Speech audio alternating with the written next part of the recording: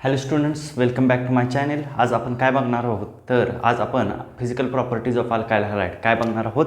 Physical properties of alkyl halide. Physical properties of alkyl halides. Physical properties of alkyl halide बघत असताना सर्वात महत्त्वाची गोष्ट आपल्याला काय माहिती पाहिजे तर अल्काइल हॅलाइड कशा पद्धतीने फॉर्म झालेत हे आपल्याला माहिती पाहिजे. आता अल्काइल हॅलाइड कशा पद्धतीने फॉर्म होत असतील हे बघा.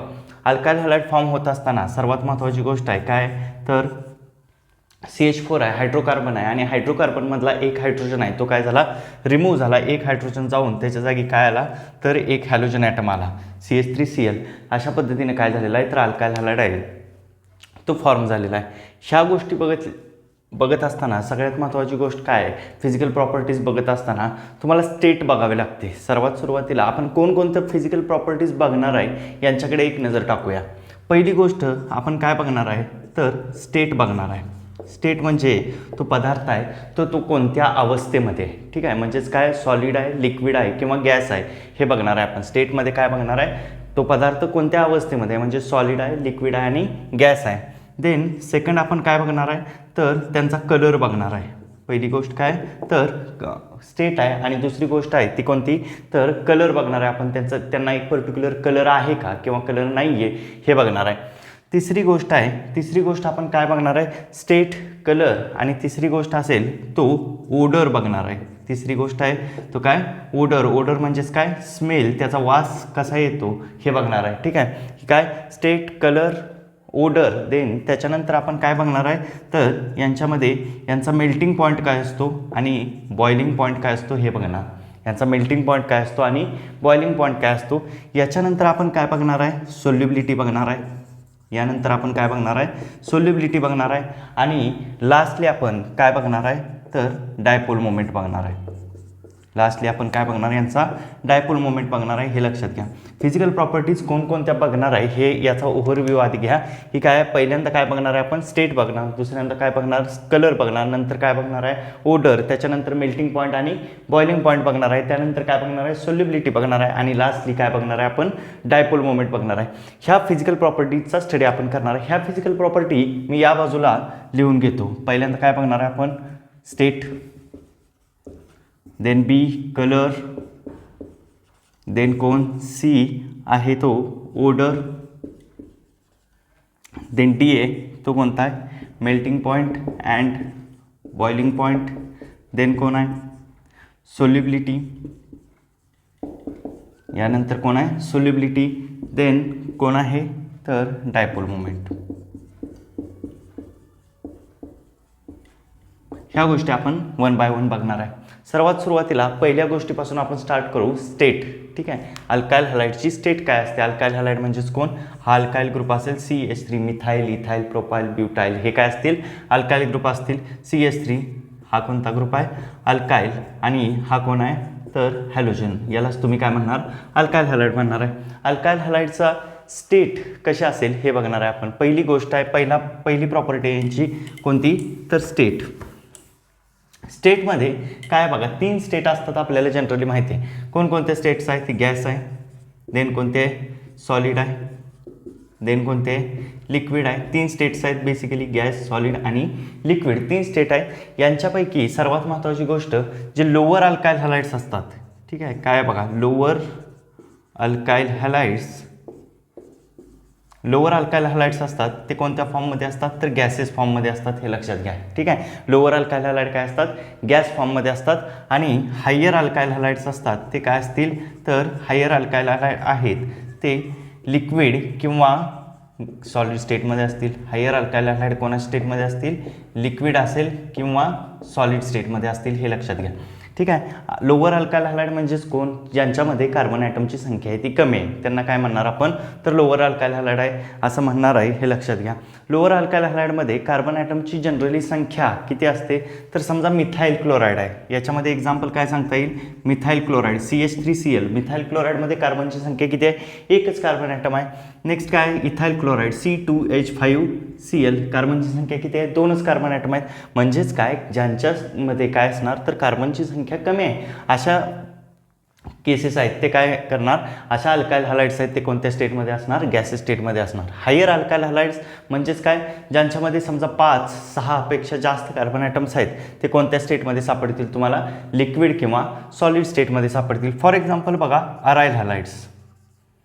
अराईल हॅलाइड्सच्या केसमध्ये काय असेल बघा, अराईल हॅलाइडच्या केसमध्ये फॉर एक्झाम्पल मी काय म्हणतोय, बेन्झीन रिंग आहे. अराईल म्हणजे काय, ॲरोमॅटिक रिंग, आणि ॲरोमॅटिक रिंगला कोण असेल तर हॅलोजन असेल. ॲरोमॅटिक रिंग आहे आणि त्याला कोण अटॅच असणार आहे, हॅलोजन, याला हॅलोजन अटॅच आहे. आता बघा, यांच्यामध्ये ऑलरेडीच असताना किती कार्बन ॲटम आहेत, 6 कार्बन ॲटम आहेत. C6H5Cl यांचा हा फॉर्म्युला आहे, मॉलिक्युलर फॉर्म्युला काय, कार्बन ॲटम 6 आहेत, 1 2 3 4 5 आणि 6 कार्बन ॲटम आहेत. म्हणजे कार्बन ॲटमची संख्या यांच्या केसमध्ये कशी आहे तर जास्त आहे. कार्बन ॲटमची संख्या जास्त असल्यामुळं हे काय करतील तर लिक्विड स्टेटमध्ये असतील किंवा ते काय असतील, सॉलिड स्टेटमध्ये असतील, हे लक्षात घ्या. हे महत्त्वाची गोष्ट आहे की काय, लोअर अल्काईल हॅलाइड गॅसेस स्टेटमध्ये असतील, हायर अल्काईल हॅलाइड आहेत ते कोणते तर लिक्विड किंवा सॉलिड स्टेटमध्ये असतील. अराईल हॅलाइड्स आहेत हे पण अगेन कोणत्या स्टेटमध्ये असतील, लिक्विड स्टेटमध्ये मॅक्झिममली तुम्हाला पाहायला मिळतात. मे बी हे काय असू शकतात तर सॉलिड स्टेटमध्ये पण अगेन असू शकतात, हे लक्षात घ्या. जशी कार्बनची संख्या वाढेल तसे हे काय करतात तर स्टेट आहे ती त्यांची काय होत जाते, सॉलिडकडे शिफ्ट होत जाते, हे लक्षात घ्या. पहिली गोष्ट आपण बघितली स्टेटच्या केसमध्ये की काय, गॅस सॉलिड लिक्विड कसे असतात, ते गॅसेस असतात, सॉलिड असतात किंवा लिक्विड असतात, हे पाहिलेलं आहे आपण. आता नेक्स्ट आहे ती कोणती स्टेट बघणार आहे आपण, तर कोणती गोष्ट बघणार आहे तर कलर बघणार आहे. याच्यानंतर काय बघणार आहे आपण, कलर काय असतो बघा, किंवा अल्काईल हॅलाइड्स कोणत्या कलरचे असतात, हे महत्त्वाची गोष्ट आहे. काय आहे बघा, कलर. सेकंड प्रॉपर्टी कोणती आहे, कलरमध्ये काय असेल हे बघा. Most of the alkyl halides are colourless. ठीक आहे, काय, मोस्ट ऑफ द अल्काईल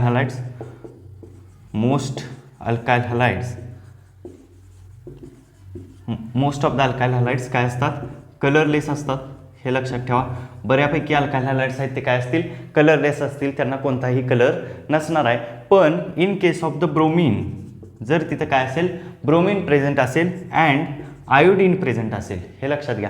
पण एक महत्त्वाची गोष्ट आहे, ब्रोमीन आणि आयोडीन जर प्रेझेंट असतील तर हे काय करतात, in presence of the sunlight, हे काय करू शकतात, सनलाईटच्या प्रेझेन्समध्ये ते काय करू शकतात, कलर दाखवू शकतात, हे लक्षात घ्या. ठीक आहे, हे काय करू शकतात, कलर दाखवू शकतात. Most of the alkyl halide, बरेचसे अल्काईल हॅलाइड आहेत ते काय असतील तर कलरलेस असतील. आता हे पण कलरलेस कोणत्या फॉर्ममध्ये असतील तर जर अल्काईल हॅलाइड हे काय असतील, प्युअर असतील, हे अल्काईल हॅलाइड काय असतील, प्युअर असतील. मग प्युअर असतील तर ते काय असतील तर कलरलेस असतील, हे लक्षात घ्या. जर तिथं ब्रोमीन प्रेझेंट असेल, तिथं जर आयोडीन प्रेझेंट असेल, हे काय in presence of the sunlight हे काय करतील तर कलर दाखवतील, हे लक्षात घ्या. कलर एवढाच फॅक्टर आहे की याच्यामध्ये एवढाच पॉईंट आहे, most of the alkyl halides are colourless if bromine present, if iodine is present in presence of the sunlight, then it shows colour. काय तर हे मॉलिक्युल्स आहेत ते काय करतील, कलर दाखवतील, हे लक्षात घ्या. हा सेकंड पॉईंट झाला फिजिकल प्रॉपर्टीमधला. याच्यानंतर आपण काय करू, थर्ड पॉईंटकडे जाऊ. थर्ड पॉईंट कोणता आहे तर ओडर. ठीक आहे, कोणता पॉईंट आहे तर थर्ड पॉईंट आहे तो ओडर. स्मेल यांचा कसा असतो, ठीक आहे, यांचा स्मेल आहे तो कशा पद्धतीचा असतो हे बघणार आहे आपण.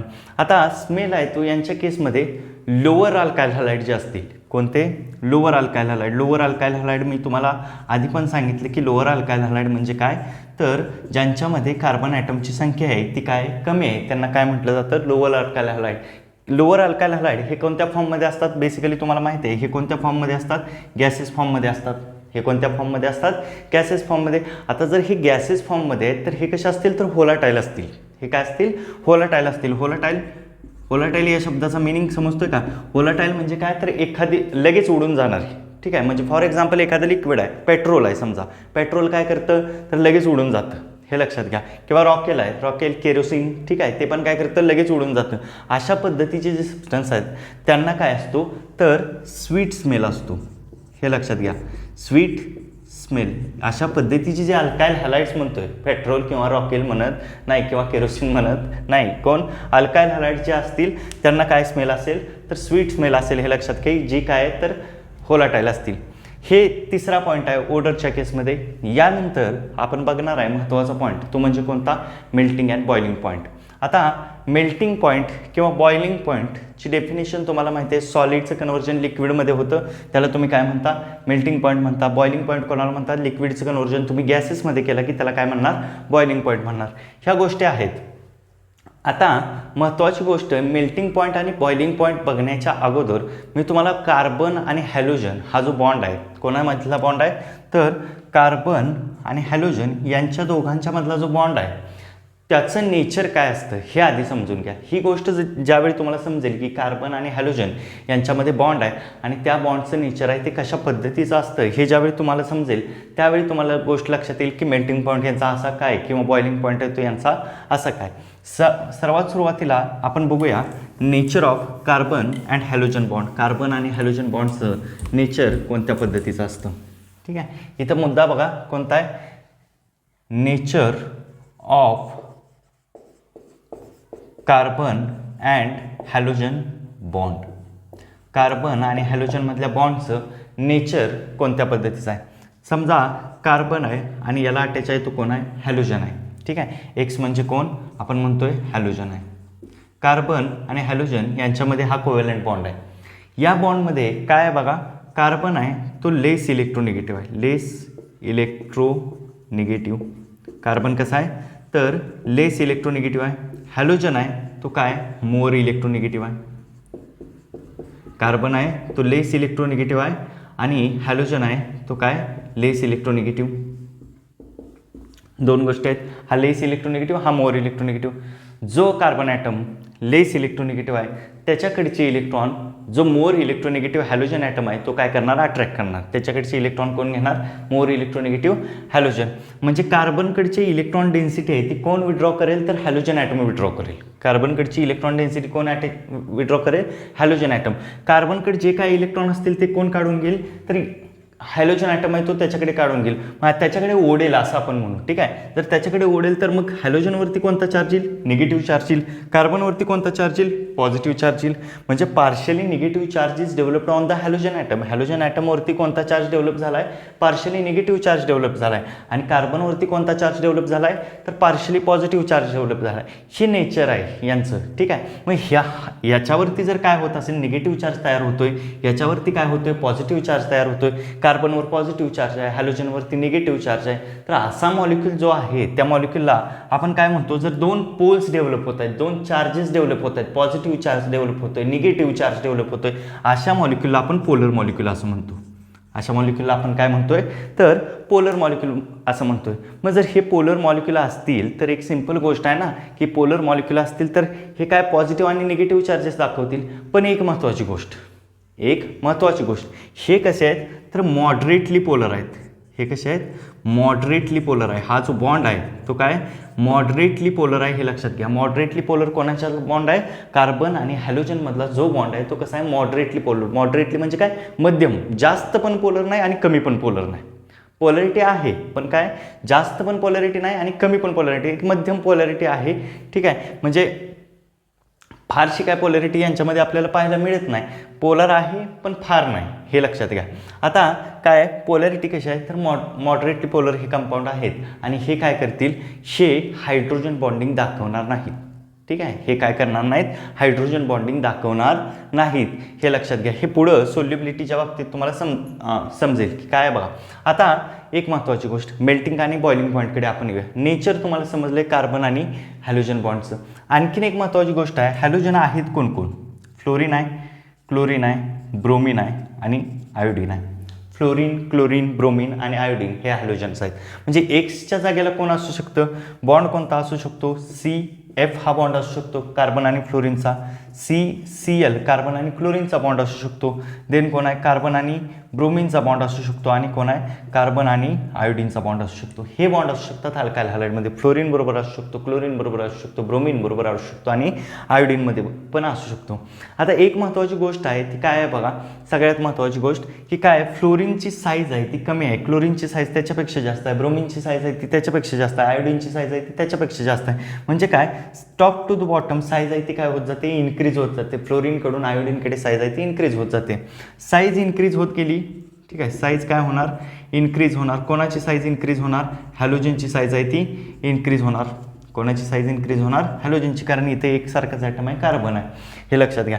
आता हॅलोजनची साईज आहे ती इन्क्रीज झाली. साईज इन्क्रीज झाली की हे मागल्या लेक्चरला पण आपण बघितले, साईज इन्क्रीज झाली. हे बघा कार्बन आणि हॅलोजनमधला हा फ्लोरीन एवढा आहे, हा बॉन्ड आता हा बॉन्ड होता. देन कार्बन आहे आणि कोण आहे क्लोरीन, क्लोरीनची साईज वाढली, हा बॉन्ड तयार झाला. देन कोण आहे कार्बन आहे आणि कोण आहे ब्रोमिन आहे, हा बॉन्ड तयार झाला. कार्बन आहे, अगेन कोण आहे आयोडीन आहे, हा बॉन्ड तयार झाला. बॉन्ड आहे, बॉन्डची लेंथ आहे ती वाढत जाते. Top to the bond bottom काय झाली, बॉन्ड लेंथ आहे ती काय झाली वाढत गेली. Carbon fluorine, carbon chlorine, carbon bromine, carbon iodine यांच्यामधली जी बॉन्ड लेंथ आहे ती काय गेली वाढत गेली. मग बॉन्ड लेंथ वाढत गेल्यानंतर काय होतं बघा, एक कन्सेप्ट तुम्ही शिकला असाल की काय, जशी साईज वाढत जाते तसं ऑर्बिटल मोर डिफ्यूज होतं. ठीक आहे, साईज वाढली की काय ऑर्बिटल काय होतं मोर डिफ्यूज होतं. डिफ्यूज होणं, ऑर्बिट डिफ्यूज होणं, तुम्ही ही गोष्ट ऐकली असेल की काय ऑर्बिट डिफ्यूज होतं. डिफ्यूज या शब्दाचा मिनिंग काय आहे हे लक्षात घ्या. तुम्ही जे म्हणता की काय ऑर्बिट डिफ्यूज होतं, डिफ्यूजचा मिनिंग होतो ऑर्बिटल डेन्सिटी, इलेक्ट्रॉनची डेन्सिटी आहे ती काय होणार कमी होणार. मग जर इलेक्ट्रॉनची डेन्सिटी खाली गेल्यानंतर कमी होत असेल, या बॉन्डमधली इलेक्ट्रॉनची डेन्सिटी आहे ती काय होते कमी होते. ऑर्बिट डिफ्यूज झालं म्हणजे इलेक्ट्रॉन डेन्सिटी कमी झाली. तर हा बॉन्ड आहे ऑर्बिटल जे इंटरॅक्शन आहे, ठीक आहे, दोन ऑर्बिट, हा जो सिग्मा बॉन्ड बनलेला असेल कार्बन आणि फ्लोरीनच्या मधून, म्हणजे फॉर एक्झाम्पल कार्बनकडे पी ऑर्बिटल असणार, फ्लोरीनकडे पी ऑर्बिटल असणार, ह्यांच्या दोघांच्या मधून हा जो सिग्मा बॉन्ड तयार झाला असेल ऑर्बिटल इंटरॅक्शनमधून, हा सिग्मा बॉन्ड कसा असणार आहे वीक असणार आहे. हा सिग्मा बॉन्ड काय होत जाणार वीक होत जाणार, हे लक्षात घ्या. कारण काय इलेक्ट्रॉनच कमी होत जाणार ना. डिफ्यूजचा मिनिंग काय होतो, तर इलेक्ट्रॉनची डेन्सिटी आहे ती कमी होणं. मग इलेक्ट्रॉन डेन्सिटी आहे ती कमी होत गेली ऑर्बिटल्समधली, तर बॉन्ड कसा होत जाणार weak. Top to the bottom काय झाला तर बॉन्ड आहे तो काय झाला वीक झाला, हे लक्षात घ्या. मग फ्लोरीनच्या केसमध्ये स्ट्रॉंग बॉन्ड असेल, त्याच्यानंतर क्लोरीनच्या केसमध्ये, त्याच्यानंतर ब्रोमिनच्या केसमध्ये आणि त्याच्यानंतर कोणाच्या केसमध्ये आयोडीनच्या केसमध्ये तो बॉन्ड आहेत ते काय होत जातील वीक होत जातील. फ्लोरीन सर्वात स्ट्रॉंग, क्लोरीन त्याच्यापेक्षा कमी, ब्रोमिन त्याच्यापेक्षा कमी आणि आयोडीन त्याच्यापेक्षा कमी. आता बॉन्ड वीक झाला, ठीक आहे, बॉन्ड वीक झाला तर तो इझिली ब्रेक होईल. बॉन्ड वीक झाला तर तो काय होणार इझिली ब्रेक होईल, हे लक्षात घ्या. बॉन्ड वीक झाला तर तो इझिली ब्रेक होईल. हे नेचर आहे कार्बन आणि हॅलोजन बॉन्डचं. ह्या सगळ्या गोष्टी समजून घ्या की काय साईज इन्क्रीज झाली की काय होणार तर स्ट्रेंथ आहे ती काय होणार स्ट्रेंथ डिक्रीज होणार. हे मागल्या लेक्चरला पण बघितलंय, स्ट्रेंथ आहे ती काय डिक्रीज. हे नेचर आहे की कार्बन आणि हॅलोजन बॉन्डचं. ह्या सगळ्या गोष्टी आहेत कार्बन आणि हॅलोजनच्या बॉन्डच्या बाबतीत. आता हे 3 पॉईंट आहेत ते तुम्हाला समजायला इझी जातील.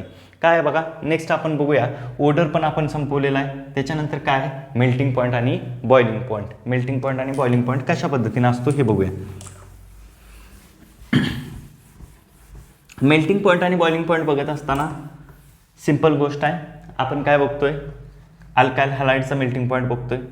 Melting point of alkyl halide.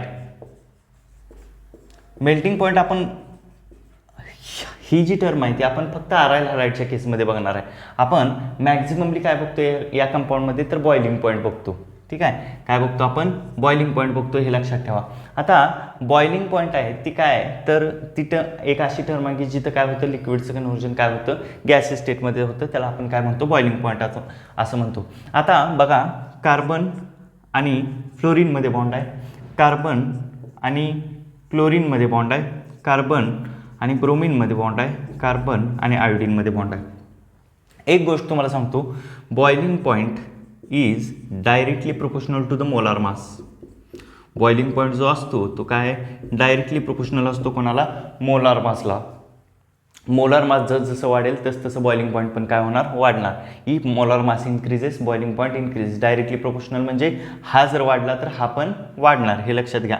Boiling point आहे काय होणार इन्क्रीज होणार, मोलार मास इन्क्रीज झालं की बॉइलिंग पॉईंट इन्क्रीज. आता इथं तुम्ही बघा फ्लोरीन, क्लोरीन, ब्रोमिन आणि आयोडीन मी काय केलं आहे तर हॅलोजन ॲटम्स आहेत ते चेंज केलेत. फ्लोरीनचं मोलार मास सर्वात कमी आहे, देन क्लोरीनचं मोलार मास आहे ते वाढतंय, देन काय ब्रोमिनचं मोलार मास आहे ते काय त्याच्यापेक्षा जास्त आहे आणि देन आयोडीनचं मोलार मास आहे ते जास्त आहे. जसं तुम्ही टॉप टू द बॉटम जाईल तसं मोलार मास आहे ते वाढतंय. ठीक आहे, मोलार मास आहे ते काय झालं इन्क्रीज झालं. Molar mass increases. Molar mass काय झालेला आहे इन्क्रीज झालेला आहे, हे लक्षात घ्या. मोलार मास जर इन्क्रीज झालं तर बॉइलिंग पॉईंट काय होणार boiling point also increases.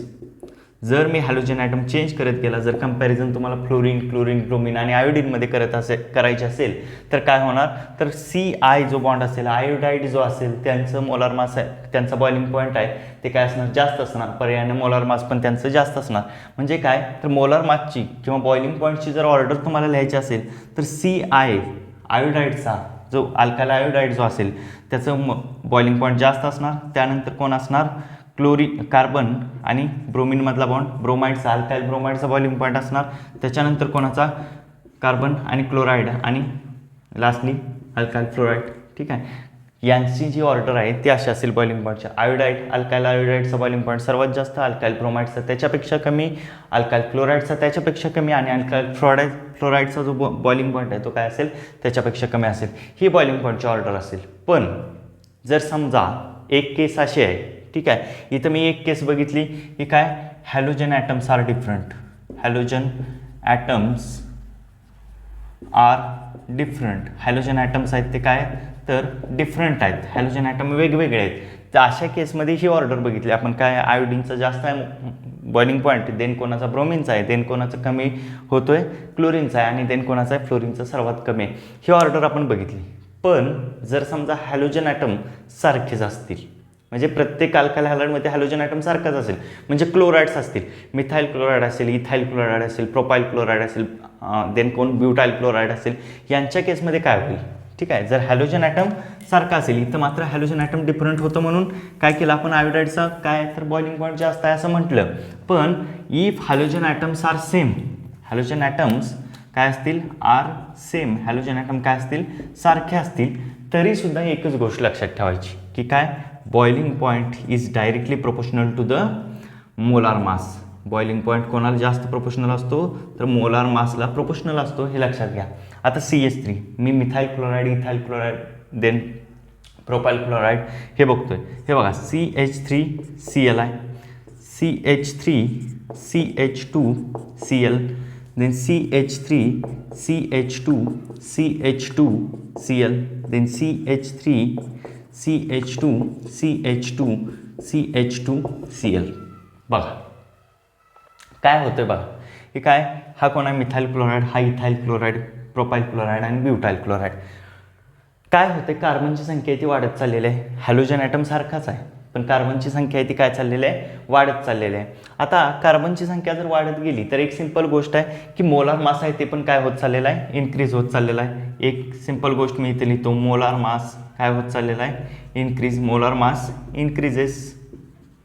Molar mass आहे ते काय चाललेलं आहे, वाढत चाललेलं आहे. मग मोलार मास वाढलं तर एक सिंपल गोष्ट आहे ना, molar mass is directly proportional to the boiling point, किंवा boiling point is directly proportional to the molar mass. म्हणून काय, boiling point also increases. Boiling point आहे तो पण काय होईल, इन्क्रीज होईल. कारण का, प्रत्येक वेळी बघा मोलार मास आहे ते 14ने इन्क्रीज होते. एक CH2 ॲड होतोय, इथं 2 CH2 ॲड झाली, इथं 3 CH2 ॲड झाले, ठीक आहे. इथं CH3 होता, पहिला CH2 ॲड झाला, परत 2 CH2 ॲड झाले, परत 3 CH2 ॲड झाले. म्हणजे मोलार मास आहे ते प्रत्येक वेळी काय होतं तर 14ने इन्क्रीज होत चाललंय. मोलार मास आहे ते काय 14 का, CH2 ना, CH2चं मोलार मास काय, कार्बन आहे तो 12 आहे, हायड्रोजनचं किती 2, किती झालं 14. मोलार मास आहे ते प्रत्येक वेळी काय होत चाललंय, 14ने इन्क्रीज होत चाललंय. मग मोलार मास वाढले तर बॉइलिंग पॉईंट सुद्धा काय होणार आहे तर वाढणार आहे, ही गोष्ट लक्षात घ्या. आता काय आहे बघा पुढचा मुद्दा बॉइलिंग पॉईंटच्या बाबतीत किंवा मेल्टिंग पॉईंटच्या बाबतीत, की एक गोष्ट आहे की काय, एक स्ट्रेट चेन कंपाऊंड आहे आणि एक ब्रांच्ड चेन कंपाऊंड आहे, हे लक्षात घ्या. बॉइलिंग पॉईंट आणि मेल्टिंग पॉईंटच्या बाबतीत हा पुढचा मुद्दा आहे की काय, तर एक कंपाऊंड आहे ते स्ट्रेट चेन आहे, सरळ रेषेत आहे, आणि एक कंपाऊंड आहे ते काय ब्रांच्ड चेन आहे. अशा केसमध्ये काय होईल हे बघूया.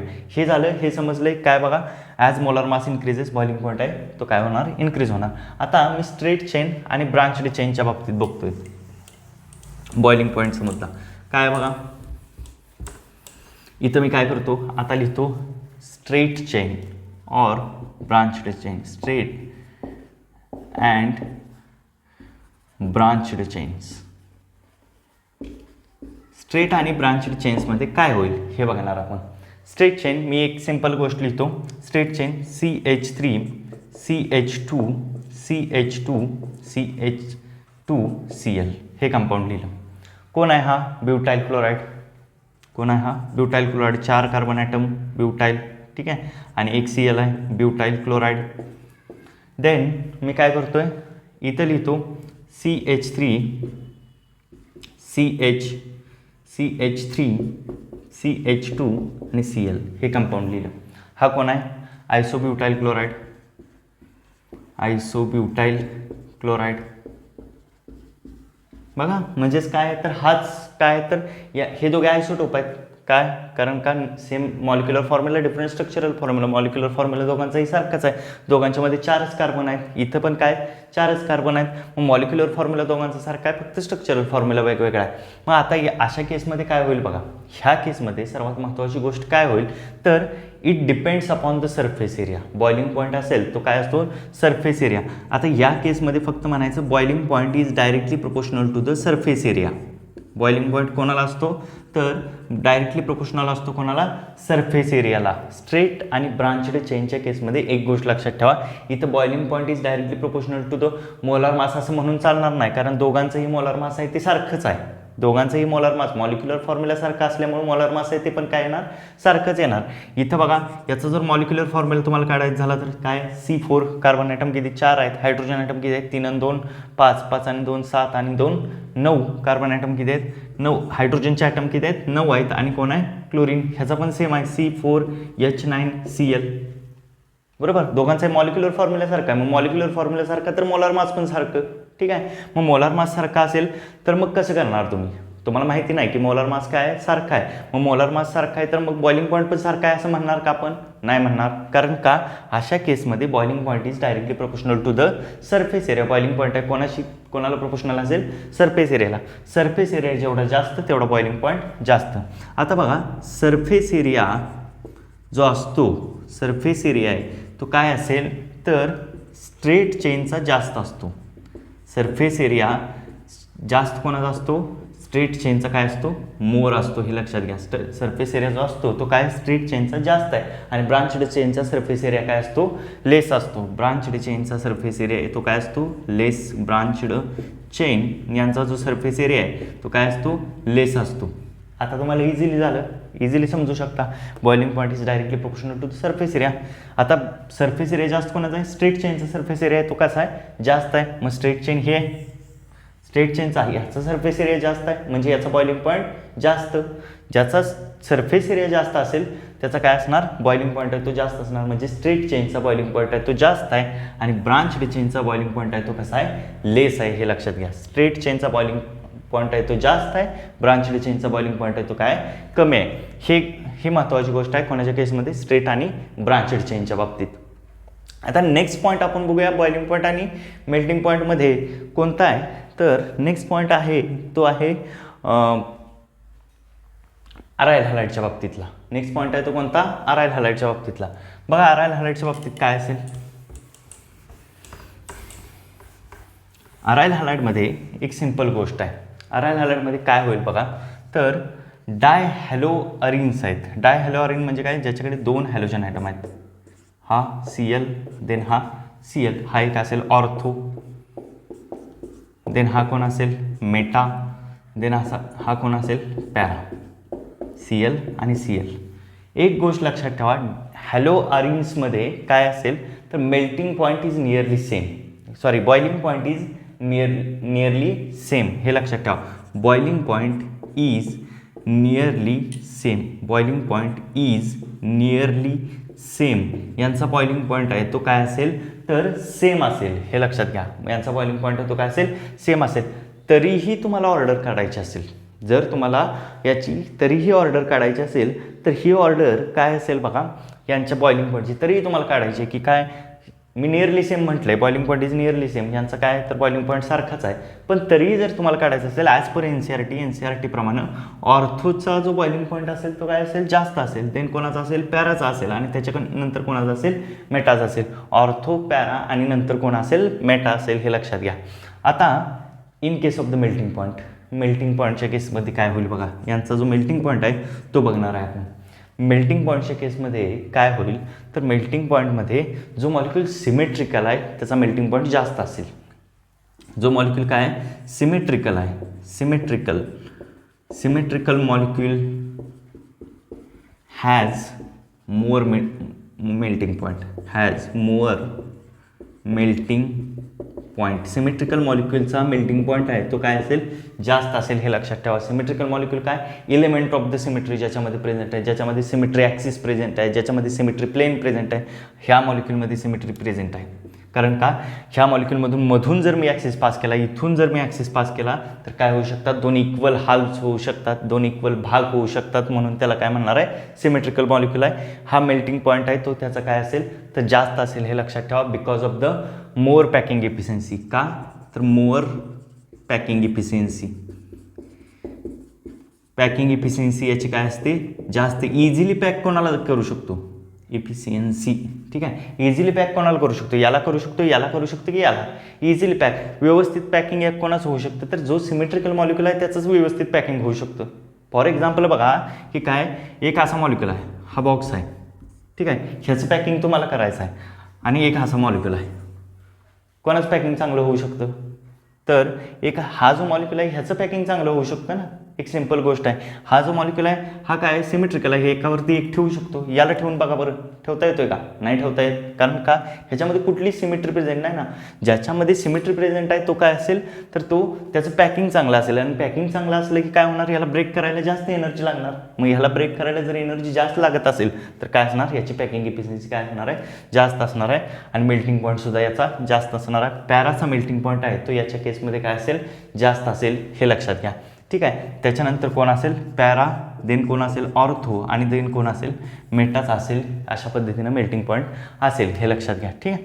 आपण नेक्स्ट लेक्चरला सोल्युबिलिटी आणि दोन गोष्टी बघू, डायपोल मुवमेंट, ठीक आहे. सोल्युबिलिटी आणि डायपोल मुवमेंट ह्या दोन गोष्टी आपण नेक्स्ट लेक्चरला पाहू.